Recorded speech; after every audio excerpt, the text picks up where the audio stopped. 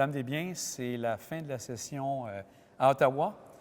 Au niveau du bilan, qu'est-ce que vous faites de ce bilan de cette session qui vient de passer? Bien, ce fut une session intense, intense dans le travail qu'il y avait à accomplir.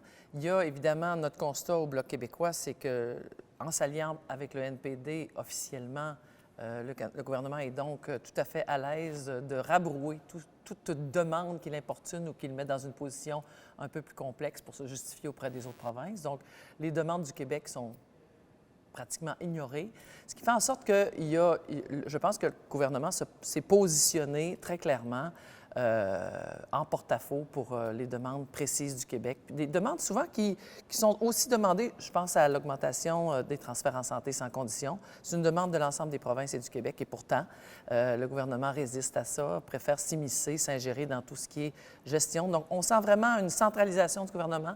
On le sent de plus en plus et on sent également sa grande main, son grand bras qui s'allonge dans à peu près toutes les gestions des provinces et du Québec. Ça déplaît à l'ensemble de la population et je pense que ça déplaît particulièrement au Québec parce que le Québec, évidemment, il y a la loi 21, la loi 96, loi sur le français et loi sur la laïcité qui semble très clairement que le gouvernement va alimenter, même financièrement, supporter financièrement ce qui va être les mesures qu'on veut prendre à la Cour suprême pour contester ces deux lois-là.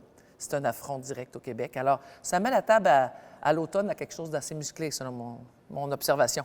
Est-ce qu'il y a pu quand même avoir quelques avancées pour le Québec malgré le climat? Il y a toujours des avancées pour le Québec dans la mesure où le gouvernement nous trouve sur son chemin.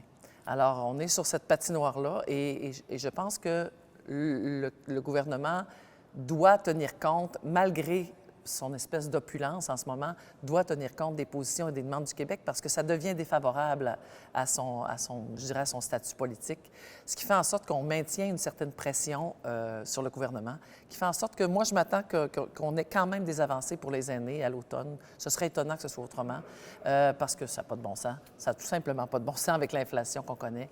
Il y a plein d'autres choses qui risquent de se faire entendre. On a la loi sur la radiodiffusion, évidemment, C10 et C11, C10 qui est devenu C11 la dernière législature, qui fait en sorte qu'on a fait des gains sensibles sur C10 qu'on a reproduits sur C11 au Bloc québécois, dont la découvrabilité du contenu francophone original, ce qui fait en sorte que, pour faire une histoire courte, là, quand les gens ouvrent leur télé, ouvrent leur réseau, leur câble, leur téléphone cellulaire, on leur propose davantage de contenu francophone original plutôt que d'emblée leur proposer des contenus de travers le monde. Donc, on a gagné ça, le Bloc québécois. C'est quand même pas banal parce que ça fait partie de la survie du contenu francophone, donc du français au Québec.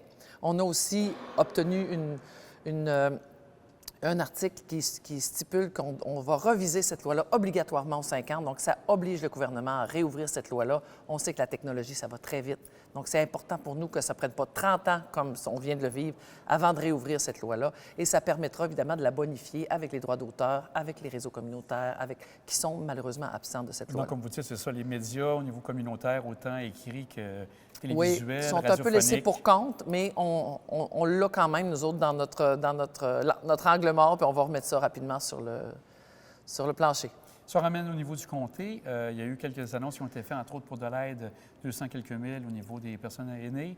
Oui, aussi programme avec Emploi Canada pour oui. l'été. Donc, parlez-nous un petit peu, qu'est-ce qui arrive pour le programme Horizon, je pense en toute modestie, en toute humilité, qu'on a une équipe du tonnerre et qu'on a fait plusieurs miracles dans ce sens-là, puisque les sommes allouées depuis qu'on est là sont supérieures à ce qu'il y avait avant.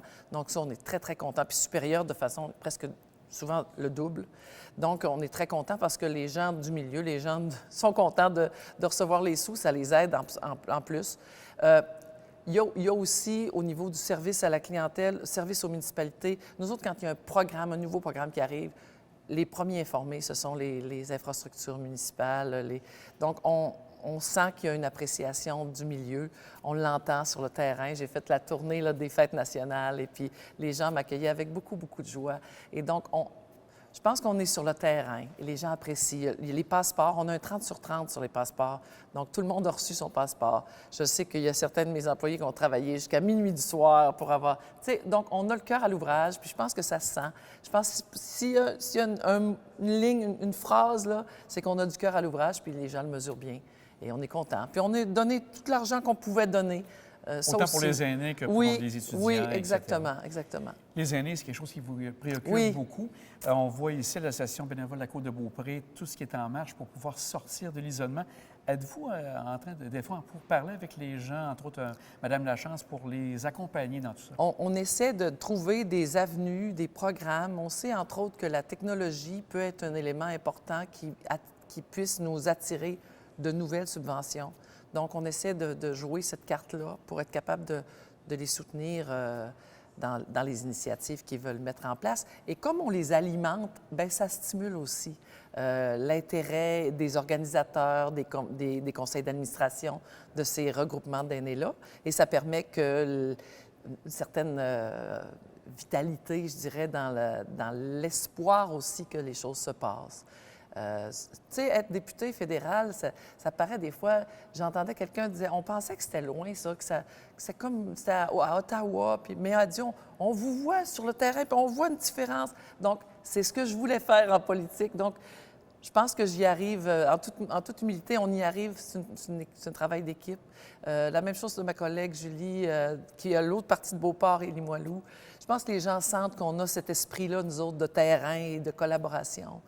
On est content. Moi, je le sens bien, en tout cas, puis on est très content d'être là. Ça fait du bien de voir que les gens apprécient aussi parce que, évidemment, c'est le but de l'exercice de l'engagement politique, c'est de servir. Donc, on espère que ce soit fait. Je voulais vous poser la question aussi parce que là, vous tombez vous aussi en période d'été.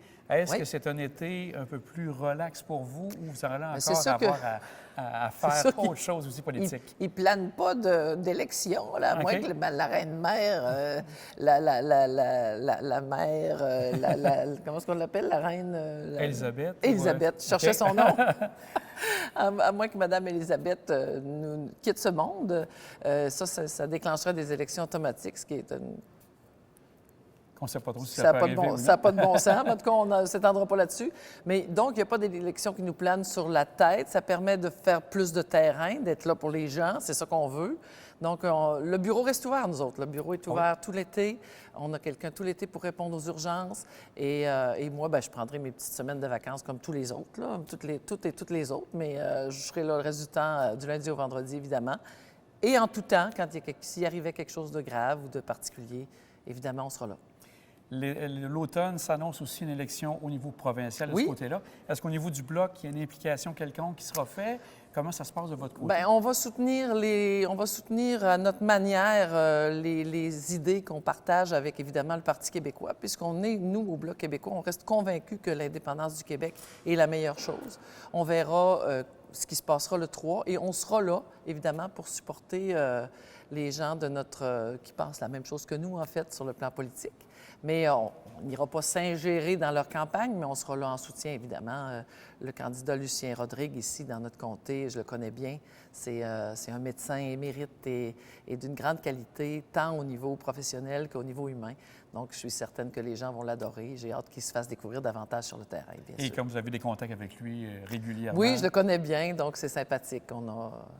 On aura l'occasion probablement de partager certains événements, puis ça sera très heureux.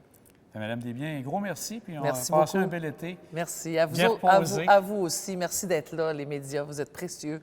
Nous, on mesure bien qu'est-ce que c'est que la présence médiatique communautaire dans nos comtés. Et sachez qu'on prend soin autant qu'on peut de vous autres. Puis on reste en contact. Merci. Bel été. Merci à vous. Merci. Bon été à vous tous.